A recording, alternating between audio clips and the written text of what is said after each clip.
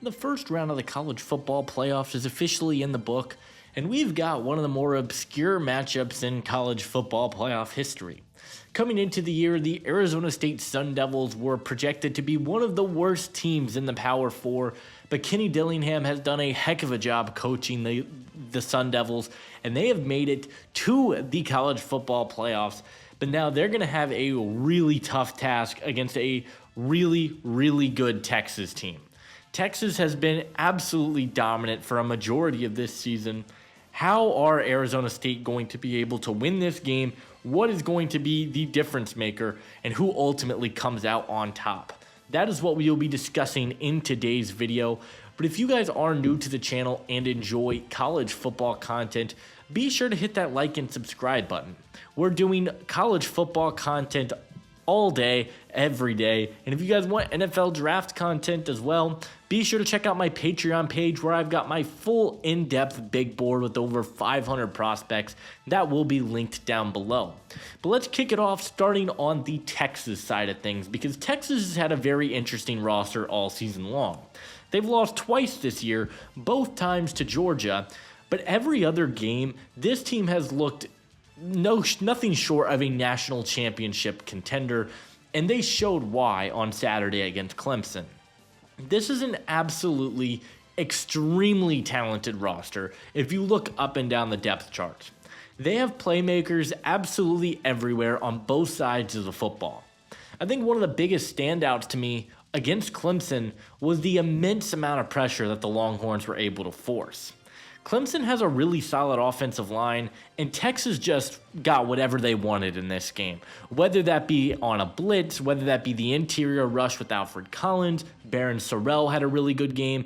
Texas combined as a team for 3 sacks and 7 tackles for loss against Clemson, and they just have guys that fly on the defensive side of the ball.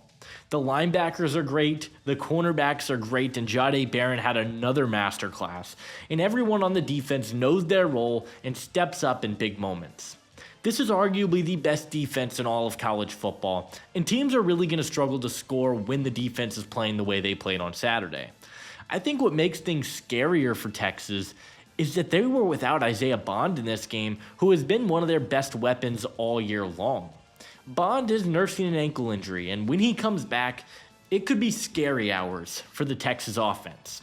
Texas was finally able to get a little bit more consistency on the ground against Clemson as Jaden Blue and Quintravion Wisner combined for 256 yards and 4 touchdowns against Clemson.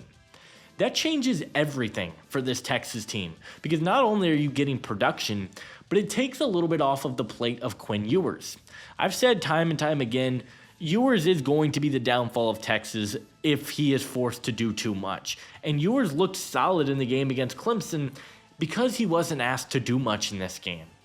Texas has one of the best offensive lines in the country. They were able to run behind that line, and they had a really good game plan that worked. Ewers threw the ball 24 times, and yes, he did throw a pick in this game, but that has to be the game plan for Texas going out throughout the playoffs. Run the ball, take some stuff off of the play to Quinn Ewers, and if he's forced to throw it, then so be it. But you've got to result to the run at the beginning of the game, and it worked early and often for Texas, and they were able to stick with it. Now they've got to face Arizona State, and Arizona State has had maybe the best story in all of college football this year. They were expected to finish last in the Big 12, and yet here they are, winners of the conference, and a team who got a bye in the college football playoff. This team lives and dies on their ground game as well. Cam Skattebo is as impressive as they come as a college running back. He is a power runner who, when he puts his head down, can do some serious damage to defenders, and he is a major reason why Arizona State is in this position to begin with. The Big 12 championship game was an absolute masterclass from Skattebo, where he really got everything he wanted. He was able to bounce it to the outside, he could run it up the middle. He is going to be a major threat for this Texas defense, and he's a do-it-all type of player. I think a lot of people are starting to disrespect what Sam Leavitt has been able to do for this team, though.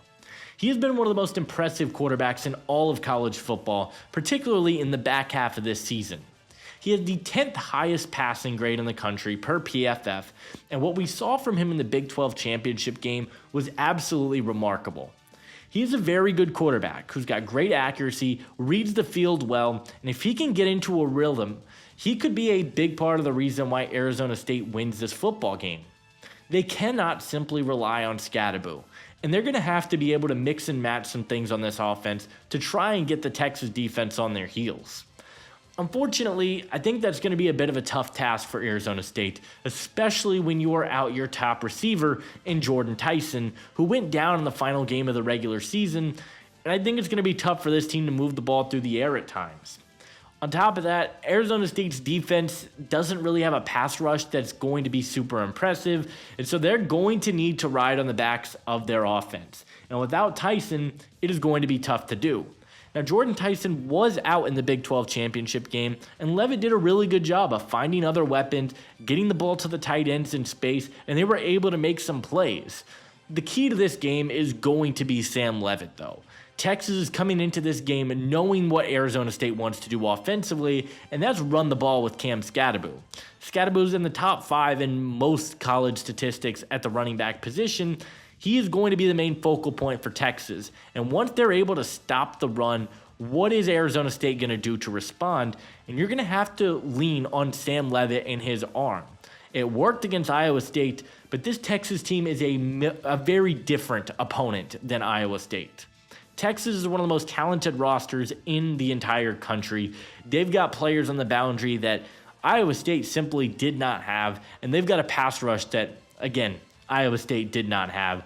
This is going to be a really interesting battle, and one that ultimately I don't think is going to be very close. As much as I want to root for Arizona State, Texas is already favored by 14 points in this game, and I think that line is going to stick. I just don't know that Arizona State has the talent to compete against this loaded Texas roster.